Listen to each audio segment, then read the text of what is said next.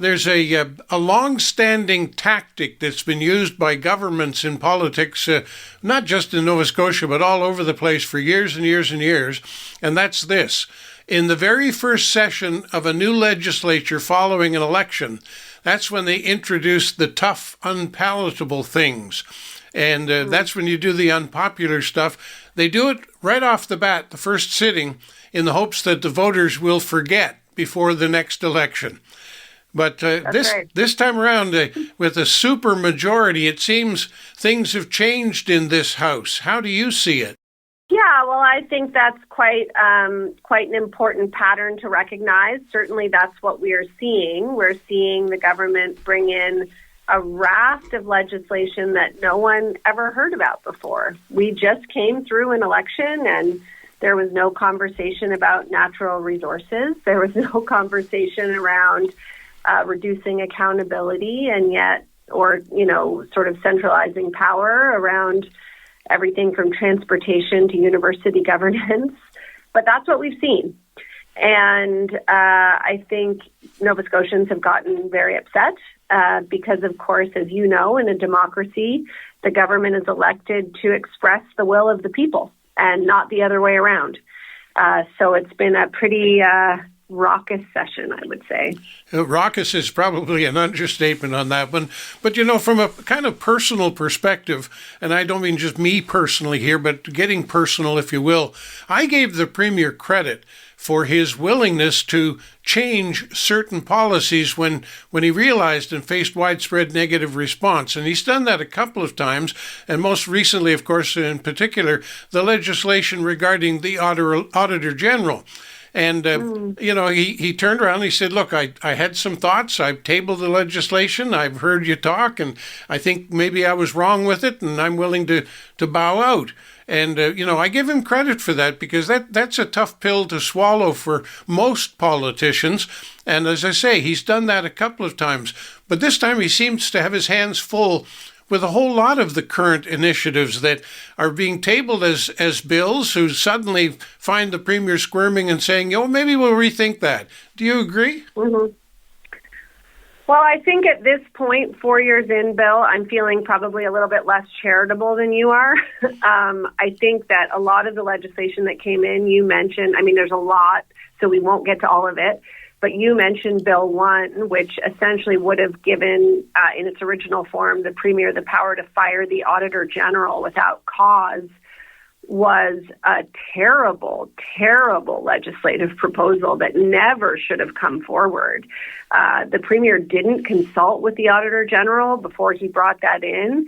He certainly didn't let anybody else know about it because anyone he would have talked to about that would have told him that essentially legislating that kind of provision is a real assault on democracy. So, of course, we're glad that was pulled, but, I think all credit really goes to Nova Scotians. And as I've said to a few people, I think there's a lot of people who are feeling a lot of dismay around the state of the world. And what's been a real inspiration to me is the degree to which Nova Scotians are paying attention and making their voices heard. So if you had asked me, Bill, a couple months ago, do you think changing the structure around how the Auditor General's employment works would have generated an outcry from every corner of the province? I probably would have said no. Historically, that's not the kind of thing most people care about. They care about how they're going to pay their bills and the health of their community and getting a doctor and all the things you and I have talked about. But what we've seen is that people are becoming more and more aware of the strange political currents around us. And so in the last few weeks, I have received as much correspondence as I have in my whole political career. And I'll tell you what, most of it is from rural parts of the province, and most of it is copied on correspondence to PCMLAs. And most of it goes like this. Dear MLA, I like you. I voted for you. I think you're a community champion. This is not what I voted for. And I think that the Premier then felt the pressure from his own caucus and step back. But again, I mean, yes, it's good that he stepped back, Bill, but this and so many of the other things that are currently before us should never have made it into legislation. There's really no argument for it. So we're glad it's that one seems to be, they've committed to taking care of that, but there's a lot more challenges in front of us. Well, there's no question about that, and I wasn't being overly generous when I acknowledged that he was willing to at least change his mind. I was simply stating a fact that normally most politicians would literally go to the wall rather than say, I'm sorry. And I only give him credit for that, not for the decision making, because I look at the rest of the package of legislation. Once again, we're seeing an extra tax on non-resident owners of land, something that was raised before and defeated before with great objection across Nova Scotia, and it's back again. Once again, we're talking about gas extraction and, even worse, the ugliness of fracking. I thought that was long put to bed and made clear that Nova Scotians, and particularly those of us in Cumberland County, we think we've got an even deeper concern about fracking. We thought it was a dead issue, and it's back on the table again. Now, if you ask the Premier, if you ask the sitting members of the supermajority, why are we looking at this again? And the answer comes out, we simply want to have the conversation. But we've had the conversation from our perspective. We don't want to talk about it anymore. We want to forget about it. And why would we have a conversation again if there wasn't already something in the mind of the legislators? Well, that's a great point, and we're going to be talking about that bill, which is Bill 6 today. And I think, as you point out, in the throne speech, the government said, we need to reverse this ban so that we can have a conversation. And I don't think, look, I've got 3 kids, and if I were to, ask them, does that make any sense? They would say, no, that doesn't make sense. You have a if you want to reverse a policy like that, which, as you say, Bill, people understand to be a threat to their well water, a threat to their community, you have to have the conversation first. Because as you well know, and as your listeners know, that ban came about through a lot of community conversation and consultation and scientific analysis. So this is another great example of where we are not listening to Nova Scotians. People need to trust their government to act on their behalf. And this is a place where this came right out of the blue. People are extraordinarily concerned. We're seeing, news even yesterday around the kind of small earthquakes and other environmental disruptions that hydraulic fracturing can cause. Nova Scotia, interestingly enough, is the most densely populated rural province in the country. And so while so many Nova Scotians live in what we would call a rural part of the province, they're not that far away from each other. So it's not like you can have these sort of resource extraction projects that aren't going to impact in a very serious way communities. So the fact that there would be an attempt to lift these bans, the Premier right now isn't even in Nova Scotia. We're going into the Legislature this afternoon. He's at the world's largest mining conference in Toronto, telling everyone that Nova Scotia is open for business. I don't think that's showing the right priorities. Now, having said that, of course, when we talk about fracking and being more concerned in Cumberland, I suspect you probably may know already, but I need to reinforce to you that we think that Cumberland is at greater risk of any effort to begin fracking, largely because, unlike most of Nova Scotia, where the major population centers get their drinking water from lakes, most of Cumberland gets the drinking water from wells, and we depend on the groundwater system for a quality of water and a quality of life. And any amount of fracking that takes place puts at jeopardy our drinking water, our potable water, more so I think than anywhere else in Nova Scotia. And as I said, I suspect you know that, but I owe it to the folks here listening to underline that to you as you go into the debate. Well, I appreciate that, Bill. Certainly, I've heard from a number of residents in Cumberland County to that effect. And the reality is while that is more concentrated, 45% of people in this province get their water from wells. So, it is a more immediate and sort of urgent concern, probably, that people are more able to get their heads around in your part of the province. But, we're also in the legislature, needing to make the point that this is something that would impact everyone, any community. And so I think that's so important, Bill, because this whole conversation about you're with us here or you're against us, you're a yes or you're a no, this government has set up a debate where you're either going to 100% support this surprise agenda that they've never told anybody about, or you're somehow a special interest that only cares about some abstract environmental ideal, and it completely negates the experience of huge swaths of this province who, as you say, are very rightly concerned about their access to potable water, about, what their community is going to look like. And meanwhile, all of this is being done in the name of economic development. And, we may well enter a trade war tomorrow.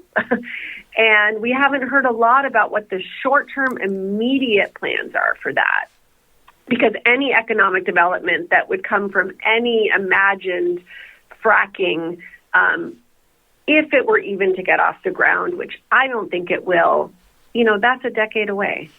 It's interesting. When you first came on this program, it was back well before the recent election, of course, and you were not at the time the opposition leader, but simply a party leader.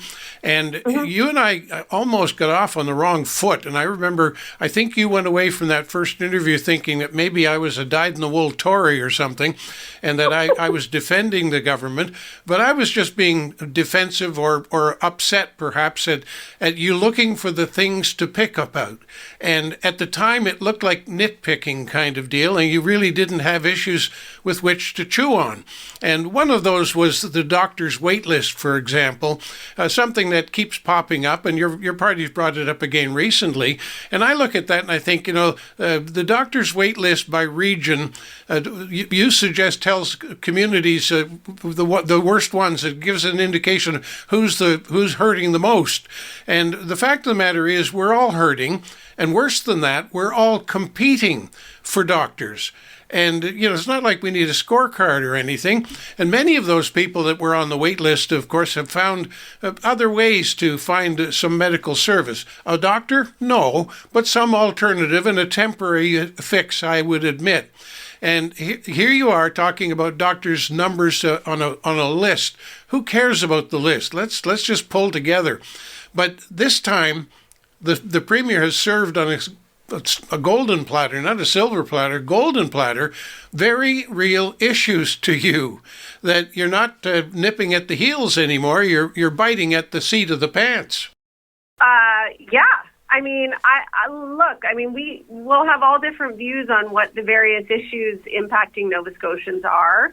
I think healthcare is an ongoing issue, but the reality is, our role, my role as the leader of the official opposition and our caucus is to hold government to account. Yes. And so, when, you would have known that in the recent election, notwithstanding a postal strike, the government was able to mail out a glossy multi-page brochure telling everyone that the healthcare situation had been fixed.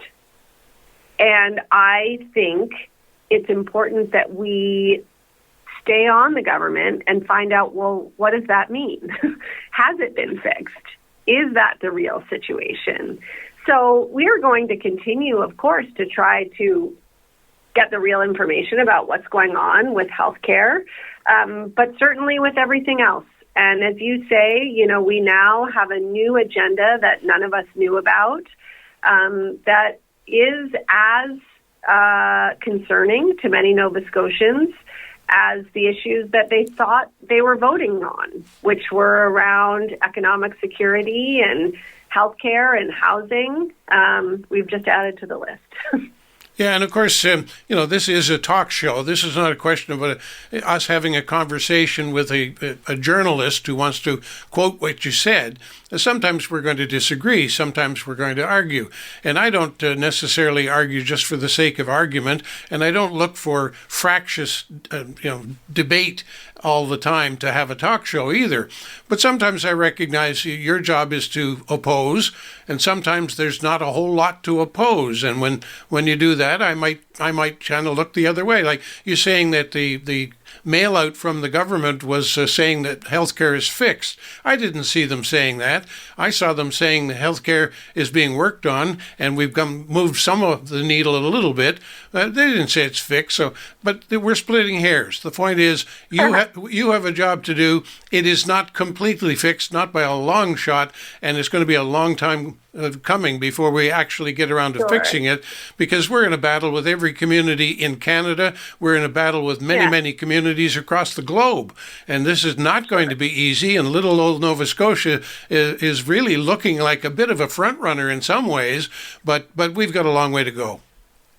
Yeah, and it's important that we keep talking about it, and it's important that we just keep we don't lose sight of it, Bill, because I think a lot of what we're seeing, where we started this conversation in terms of Bill 1 is an attempt to provide less information to Nova Scotians. And at the end of the day, there's lots of differences of opinion across the province on what's working or not working or what the government should or shouldn't be doing. But we need information to be able to have those conversations in an intelligent way. And so right now, I would say that's where a lot of our focus is. And my point exactly. And I'm so grateful that we got past that very first interview because I had the feeling that when you went away, you were thinking, I'm not sure if I want to go back and talk to that guy again. But I'm glad you're here. I'm glad you're here every single month without fail. I'm glad you're here as a voice. And while I sometimes might minimize the things you're picking at, picking the scab off something isn't what I think is important. But sometimes when there's a gaping wound and you're pointing to that, I'm with you. I really am. Well, I'm always glad to have the conversation, Bill. Thanks so much for having me.